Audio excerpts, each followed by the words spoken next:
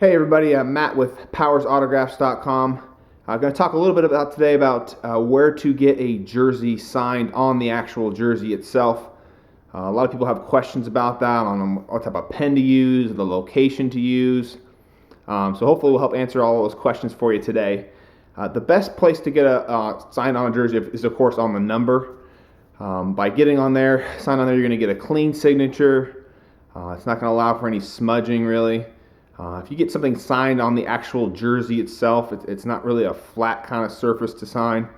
So you're going to get occasionally some smudges, and it's not going to be a very clean signature for you. So you want to get something like this Larry Bird here, which you can see there. Always having the player sign, if possible, left to right. That way when you frame it, you can read the signature there. Obviously that depends on what the player's number is. Number 1, of course, is going to be a hard one to sign left to right. But for Larry Bird, perfect one here. You can see left to right there. This is the perfect location for Larry Bird to sign a jersey. Another example here you'll get is our Mario Chalmers. He's number 1.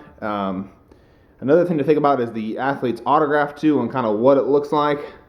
Bird has obviously got a very kind of short signature, and Chalmers has even got a shorter one here.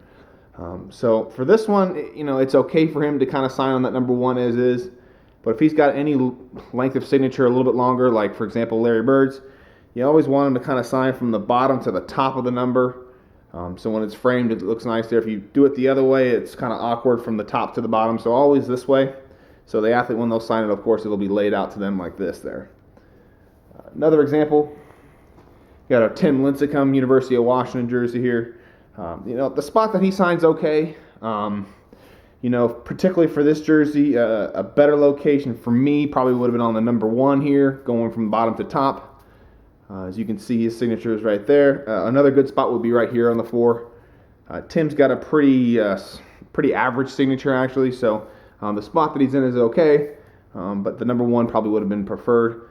Another thing to think about too is if you're getting any inscriptions on a jersey, for example, NBA champion, World Series champion, etc.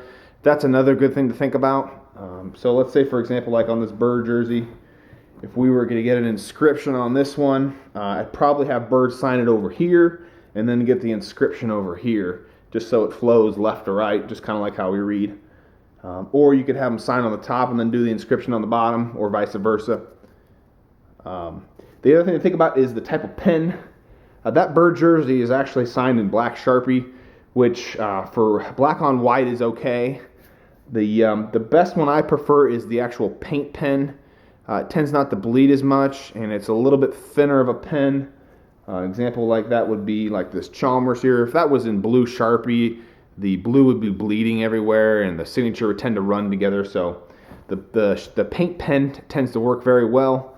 It basically allows for us to kind of write like we would normally with a pen, but on an actual jersey number. This Tim Lincecum is also done in that paint pen as well.